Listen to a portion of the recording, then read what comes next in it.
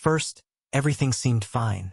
Emily and I had been married for 6 years, and I thought we were doing okay.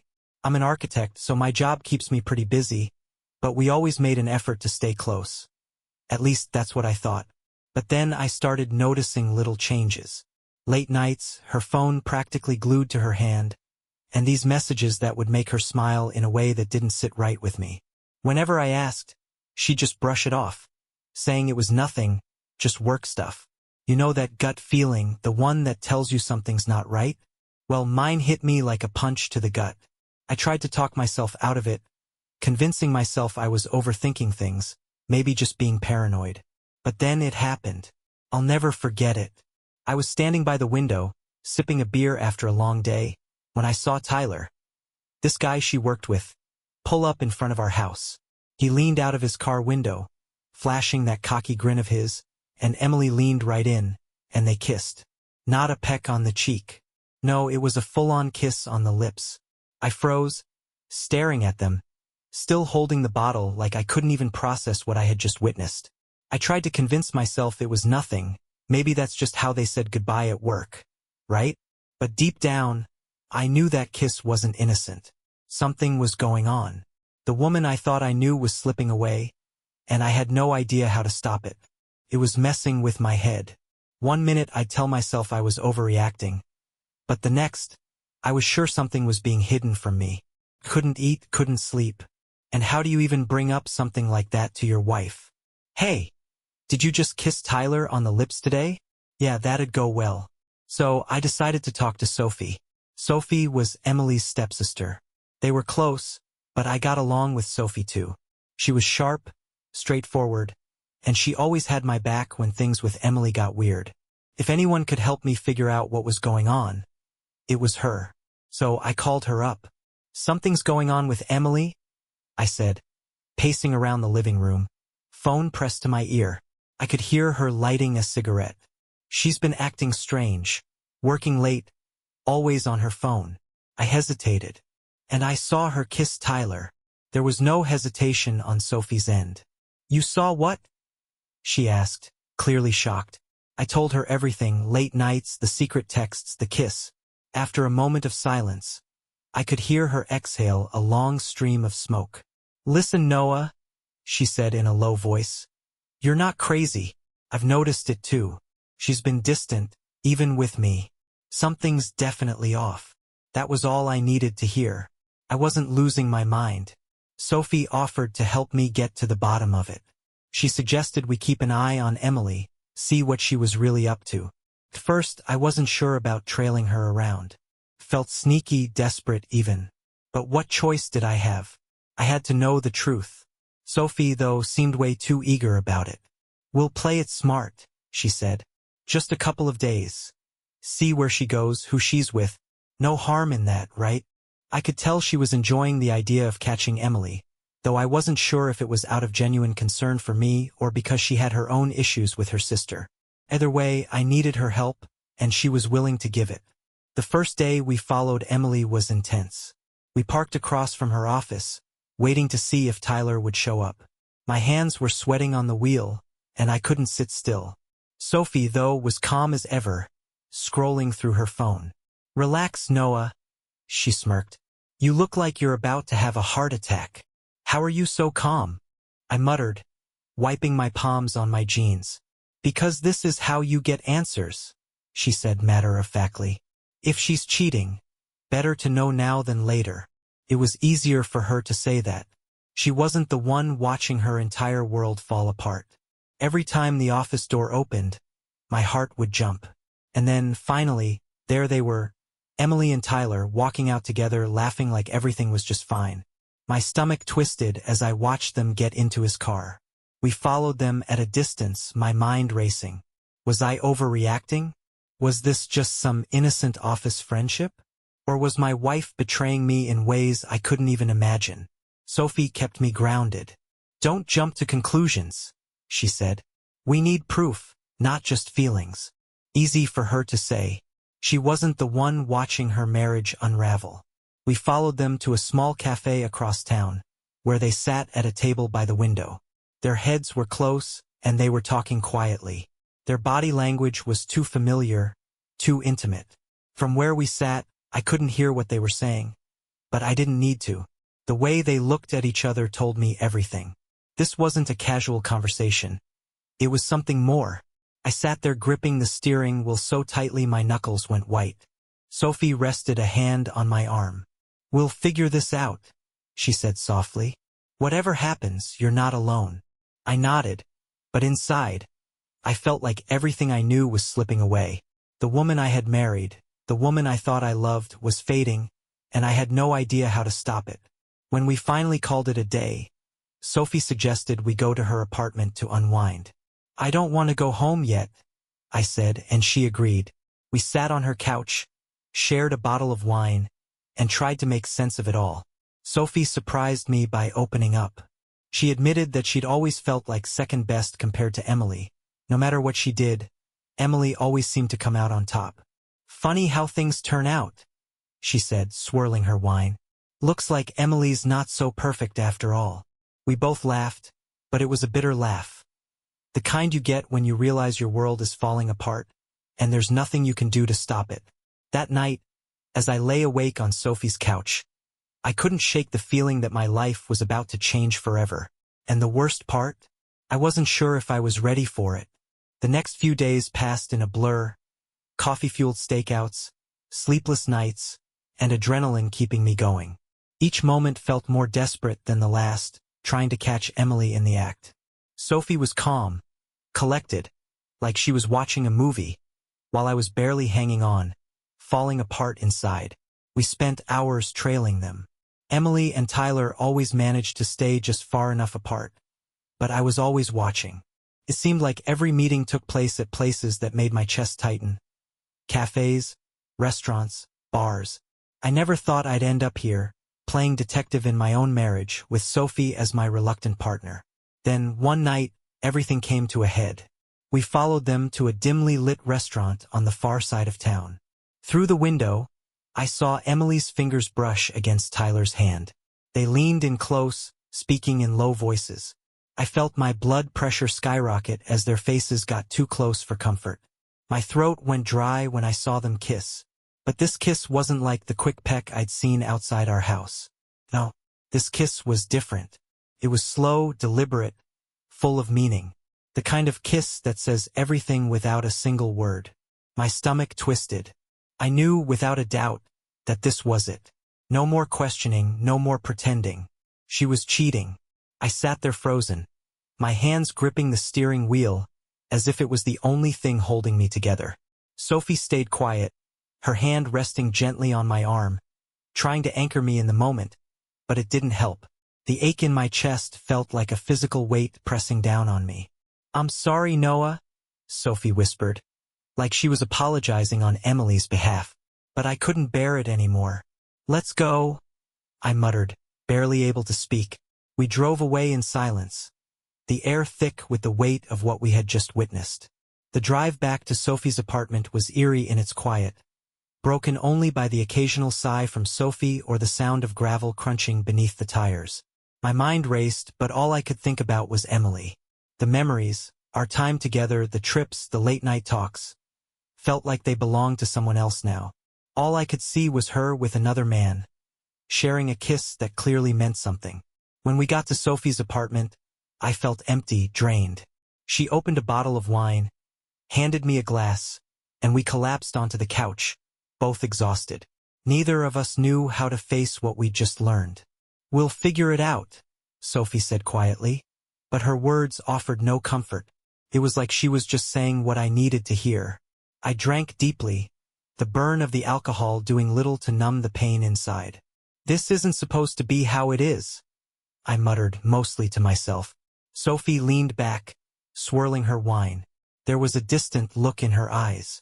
After a long pause, she spoke. "You know," she said, "I've always felt like I was living in Emily's shadow. No matter what I did, she always got the attention." I looked at her, surprised by the rawness in her voice. It wasn't just about helping me anymore. This betrayal had affected her too, in its own way. We weren't just dealing with Emily's infidelity. We were confronting years of unspoken resentments and emotional baggage. Guess we're both screwed, I said with a bitter laugh, trying to lighten the mood, but failing. Sophie gave me a sad smile, the kind you give when you're so worn down that crying doesn't even seem like an option anymore. We kept drinking, and the tension between us kept growing. Somewhere between the second and third glass of wine, something shifted. It started small, an accidental brush of her hand against mine, a lingering glance. We were two broken people, clinging to each other like survivors in the wreckage of our lives, desperate for anything to make us feel something other than pain, even if it was just for a moment. One thing led to another, and before I knew it, we were kissing. It wasn't planned. It wasn't thought out.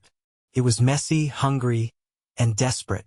But in that moment, it was the only thing that made sense. Nothing else mattered, not the pain, not the betrayal, not the anger. All of it disappeared in the whirlwind of emotions that took over. The rest of the night was a blur. We didn't speak much. We didn't need to. It was one of those nights where words seemed useless, and all we had was each other. The next morning, I woke up tangled in the sheets, Sophie beside me. The weight of everything came crashing back. I felt sick. What had I done? Sophie stirred, rubbed her eyes, and met my gaze. There was no regret in her eyes, just a quiet understanding that neither of us could undo what had happened. "Let's not make a big deal out of this," she said, her voice groggy but calm. I nodded, grateful for her lack of drama. "Yeah, just a mistake," I muttered, though the words didn't sit right with me. We agreed to leave it behind, chalk it up to exhaustion and too much alcohol. But deep down, I knew it would never be the same.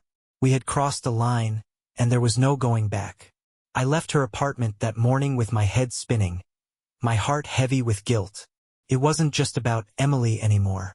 It was about the mess I'd made in trying to process her betrayal. The worst part?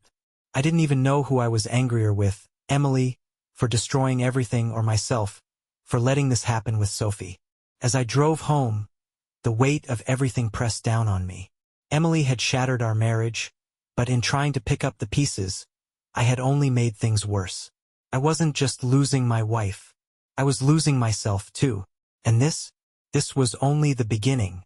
I hit my breaking point. Keeping Emily's betrayal a secret felt like poison in my veins, and I couldn't take it anymore. I wasn't going to let her keep pretending everything was fine while I fell apart. No way. If she wanted to kiss Tyler in public, act like she could have her cake and eat it too, fine. But I was done being the fool. I was going to make sure everyone knew the truth. It only took about an hour to pull everything together. I gathered photos of her with Tyler, laughing, holding hands, sitting too close at a table, and, of course, that damn kiss that had ruined everything. My hands were shaking as I put together the photos, the texts, the timestamps. It was a sick kind of adrenaline that drove me now. I opened our group chat with mutual friends, the one where Emily used to post pictures of our vacations and anniversaries, trying to paint the perfect picture of our life. Took 5 minutes before the chat blew up. "Is this real? Holy... That's Emily." The reactions were instant. Shock, disgust, disbelief. Emily's picture-perfect image as the loving wife and responsible coworker was destroyed in an instant. There was no going back now. By the end of the day, Emily was the hottest topic in town. People were whispering behind her back, texting me for more details. Speculation about how everything went wrong spread fast. Through the grapevine, I caught wind of what had really happened. Tyler, the coward, had completely distanced himself from Emily as soon as he realized his career could be at risk. The moment he saw things getting messy, he bailed, not willing to sacrifice his reputation for her. Just like that, she was left holding the bag, with no one to blame but herself. Then came the phone calls. Emily relentlessly bombarded my phone, calling and calling, but I refused to pick up. So, she switched tactics and started texting. "Ryan, we need to talk. Why would you do this to me? You've ruined everything." Each message only added more fuel to the fire. I didn't ruin anything. She did that all on her own. All I did was make sure the truth was out. But in her mind, she was the wronged party and I was the villain. Classic Emily. After a few days of silence, she showed up at my door, pounding on it like she had any right to be there. I opened the door just enough to see her, but I didn't let her in. "You had no right," she spat, her eyes burning with fury. "You've humiliated me in front of everyone. Do you have any idea what you've done?" I leaned against the door frame, arms crossed, keeping my cool. "Yeah, Emily, I gave you exactly what you earned." Her face twisted with rage. "You ruined everything. I lost Tyler. I lost my friends. I have nothing now." I let out a short, humorless laugh. "You destroyed everything the moment you decided to cheat on me behind my back. Don't pin this on me." She stood there, stunned, like she expected me to beg her to take me back or apologize for exposing her. But not this time. I spent too long being the fool. I wasn't going to give her the satisfaction of thinking I regretted any of it. That conversation was the end of everything. There was no marriage left to save, and I knew it. The next day, I filed for divorce. I made it clear in the paperwork, no second chances. I was done. Meanwhile, Emily kept trying to reach Sophie, calling her constantly, leaving voicemails, even sending flowers in some pathetic attempt to make things right. But Sophie wasn't having it. She blocked every call and ignored every text. The bond they once shared as sisters was completely shattered, burned to the ground by Emily's betrayal. Weeks later, Jack, a mutual friend who thought he could fix things, set up a meeting to clear the air. I agreed to meet because I had one thing left to say, and then I was done.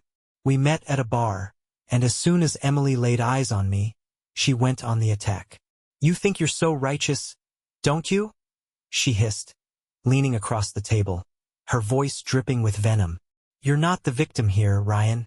You're just a pathetic little coward who couldn't handle being in a boring relationship." I kept my voice steady, even though inside, I was fighting to stay calm. "You're the one who cheated, Emily. You don't get to rewrite the story to make yourself look better." She opened her mouth to fire back, but Tyler, who was sitting a few stools away, interrupted. "Look, Emily," he muttered, sounding uncomfortable. "There was nothing serious between us. You were just looking for something. That's all it ever was." Emily's face went ghostly pale. "Why?" she asked, her voice cracking. "You knew what it was?" Tyler shrugged like he didn't care. "You were just bored. It wasn't meant to be anything. Get over it." I couldn't help but smile, watching Emily unravel. She'd thrown away everything we had for this. A fling with a guy who couldn't even stand by her when things went south. Pathetic. Emily shot me a look full of hatred, but I didn't flinch.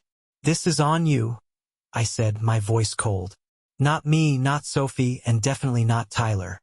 You made your bed, Emily." With that, the argument ended. Emily stormed out, humiliated and alone. Jack tried to smooth things over, but I waved him off. There was nothing left to discuss. I had exposed the truth and filed for divorce. I was drawing my line in the sand. Later that night, sitting in my empty living room, I felt a strange sense of calm wash over me. It wasn't happiness, but it was close enough. Emily's betrayal no longer weighed me down like a chain around my neck. It was just a chapter in my life, and I was ready to move on. A few months after the divorce was finalized, things seemed to settle down. I was adjusting. Sophie and I had become closer during the time since the split. Her apartment had become a bit of a refuge for me, a place to rest and regroup. It wasn't exactly dating, but we weren't just friends anymore either. It was complicated, and we both knew it. Then one day, Sophie dropped a bombshell. We were sitting in her apartment just like we had many times before. She had been acting strange, holding something back. Finally, she looked at me, her voice tight like she'd been carrying this secret for days. "Ryan, I need to tell you something," she said, her words barely above a whisper. Concern flooded through me as I set my coffee down. "What's going on?" I asked. Sophie took a deep breath, locking eyes with me. "I'm pregnant." The world seemed to tilt for a moment. I leaned back, trying to process what she had just said. "Pregnant? Are you?" I stopped myself, unable to finish the question. She nodded, her face serious. "It's yours." For a second, I couldn't even process it. Not because I doubted her, but because the thought of becoming a father with Sophie, of all people, was something I had never prepared for. I sat there, speechless, as the realization sank in.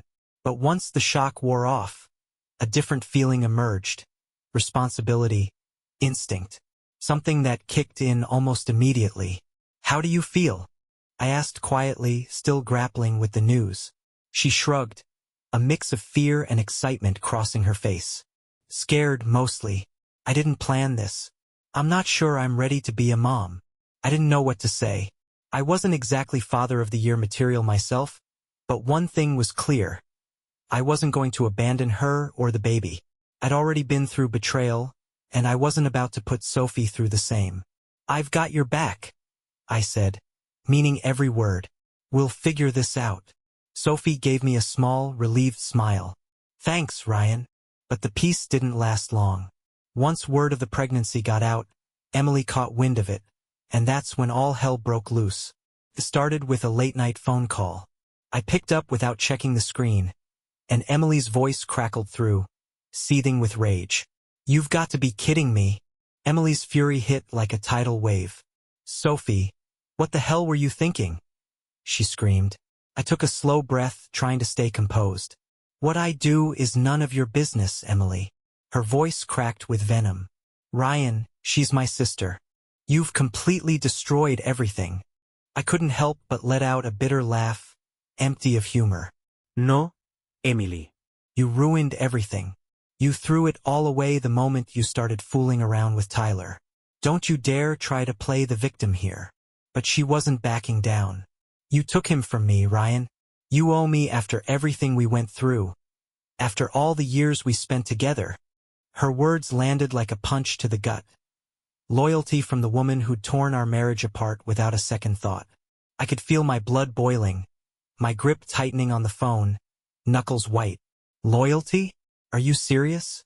You don't get to talk to me about loyalty, not after everything you've done. It's unbelievable." I could almost hear her hiss through the phone. "You'll regret this, Ryan." Before she could continue, I ended the call.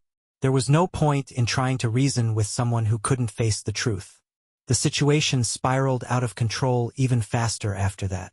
The next day, Emily showed up at Sophie's place. Uninvited, unannounced. I wasn't there, but Sophie filled me in later. Emily stormed in, face flushed with rage, shaking with fury, and firing accusations like bullets. "You backstabbing little expletive," she screamed. "How could you do this to me? You took my husband." Sophie didn't flinch. She stood there, calm, arms crossed. "You're the one who cheated on him, Emily. You wrecked your own life. Don't try to blame me for your mess." Emily's face twisted in a snarl. "You were supposed to be my sister. You've betrayed me in every way possible. And what about Ryan? What do you think you've done to him?" Sophie shot back without missing a beat. "You think you deserve sympathy after everything you put him through?" No, Emily. "You don't get to be the victim here." The argument escalated quickly, growing louder, more vicious. Old grudges, long-standing rivalries, all the resentment that had built up over the years spilled over. It was like watching a volcano erupt. Finally, Sophie's voice cut through the chaos, cold as ice. "I'm done with you. Don't call me. Don't text me. Don't show up here again. We're finished." Emily stared at her, stunned, for a moment before storming out, slamming the door so hard it shook the walls. That was the last time they spoke. The bond they'd once shared was completely shattered, gone, wiped out by betrayal. Sophie tried to act tough, like it didn't affect her, but I could see the toll it took. It was like she was carrying the weight of that fight on her shoulders, even if she kept it hidden. And as her pregnancy progressed, the stress started to show. One night, curled up next to me on the couch, she whispered, "I don't know if I can do this. What if I'm not good enough to be a mom?" I wrapped my arm around her, pulling her closer. "You're going to be great. You've got this. And I'll be right here with you, the whole time." She gave me a small, uncertain smile, but the fear was still there, buried deep inside. Couldn't blame her. Hell, I was scared too. But one thing was clear. I wasn't going to let her face this alone. To make things easier, I bought her a new apartment. Better, closer to the city, with enough room for the baby. It wasn't much, but it was my way of showing her I was all in. This wasn't some rebound or fling. I was serious, and I was going to make sure she and the baby had everything they needed. As we started settling in, I couldn't help but reflect on how insane everything had become in such a short time. One day, I was a married guy with a stable life. The next, I was a single dad-to-be, tangled up in a messy relationship with my ex-wife's sister. It wasn't the life I'd imagined, but it was the life I had now, and I was determined to make the most of it.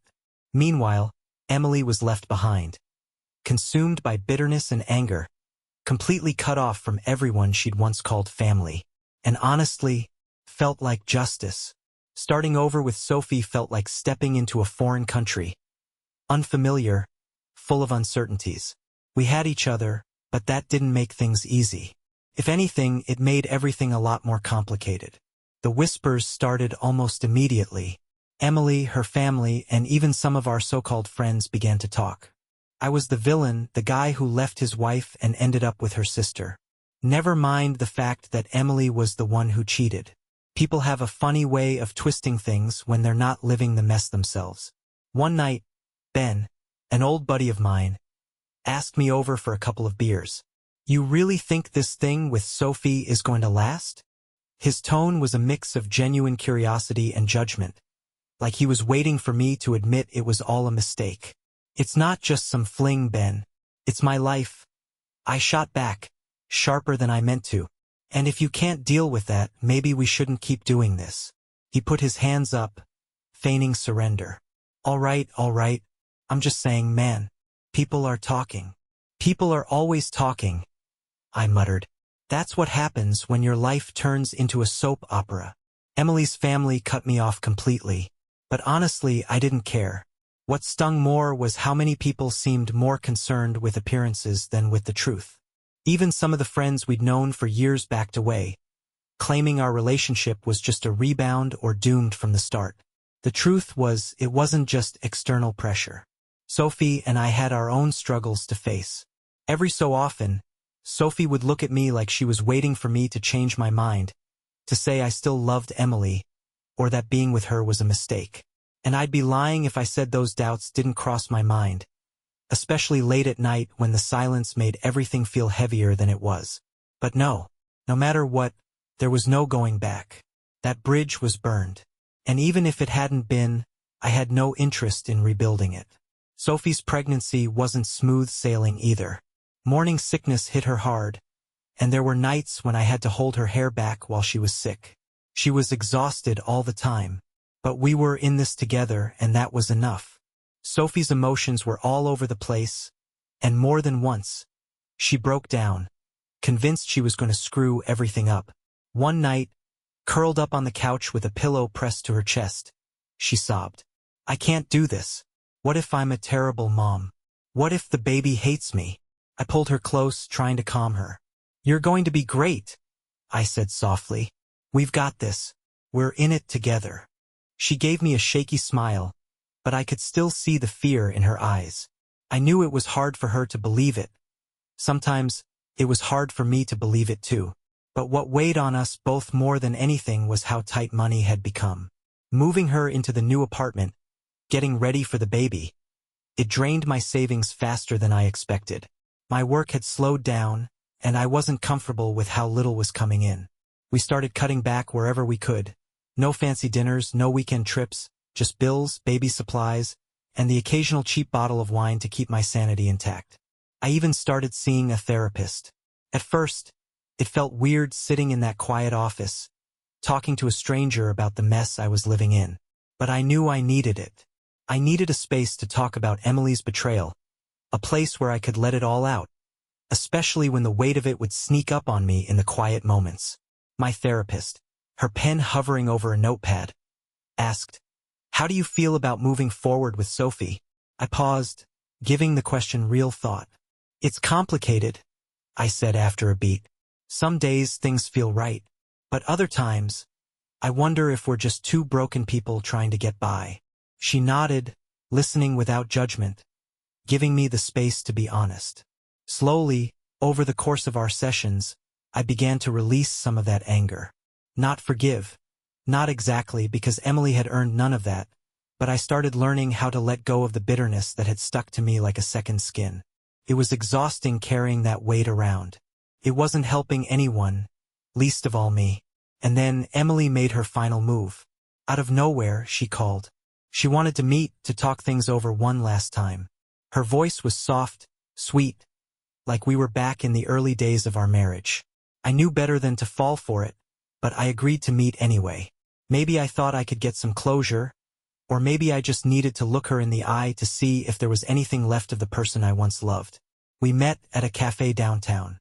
When I arrived, she was already seated, trying too hard to look polished, like she was reminding me of the woman I'd fallen for. "Ryan," she said quietly, "I miss you." I crossed my arms, leaning back in my chair. "What do you want, Emily?" She sighed, her eyes glassy, threatening tears. "Can we at least try to fix this? We were good together, Ryan.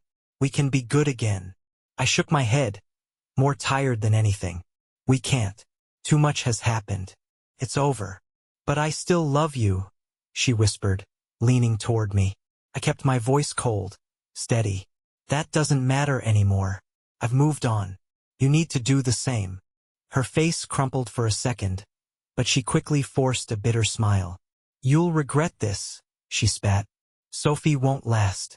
And when she leaves, you'll be alone. Just like you deserve." I stood up, tossing a few bills onto the table. "Goodbye, Emily." And with that, I walked away, leaving her and everything else behind. Sophie and I realized we couldn't stay in the same city. Too many reminders. Too many eyes waiting for us to fail. So we made a plan. Find a place in another city, start fresh where no one knew our story. It wasn't an easy choice, but it was the right one. Packing up my old life felt bittersweet. I came across old photos of Emily and me, reminders of the good times before everything fell apart. But those memories didn't sting anymore. They were just memories. When moving day finally arrived, Sophie and I loaded up the last of our things into the truck, took one final look at the empty apartment, and hit the road. As the city faded behind us in the rearview mirror, something strange washed over me. Relief. Maybe even hope. For the first time in a long time, the future felt like ours. No more Emily. No more drama. Just me, Sophie, and the new life we were about to build together. And that was enough. When Sophie gave birth to our daughter, everything changed. I thought I understood love and responsibility, but holding that tiny bundle in my arms hit me like a freight train. She was perfect. Fragile, loud, and squirming, but perfect. Sophie looked exhausted, her hair messy, eyes heavy with sleep deprivation. But in that moment, I'd never seen her more beautiful. We named our daughter Mia. It wasn't a name we'd planned, but it felt right in the moment. Like a fresh start. Something that would grow strong no matter the storm it was born into. Parenthood wasn't easy. Sleepless nights, endless diapers, constant crying. It was overwhelming. Some nights, I'd pace the living room with Mia in my arms, rocking her back and forth while she cried for reasons I couldn't figure out. Sophie had her own struggles, too, trying to balance motherhood with her fear of not measuring up. "This is harder than I thought," she admitted one night, tears welling in her eyes as Mia cried in the background. "What if I mess her up?" I kissed her forehead, brushing her hair back. "We're figuring it out as we go. And you're doing great, Sophie. Mia's lucky to have you." Those early days weren't easy, but eventually we found a rhythm. Every little Ryan tone, her first smile, her first laugh, felt like a victory. Through it all, Sophie and I grew closer. For the first time in a long time, I felt like we were on the same page. Sophie didn't just adjust to being a mom. She rediscovered herself.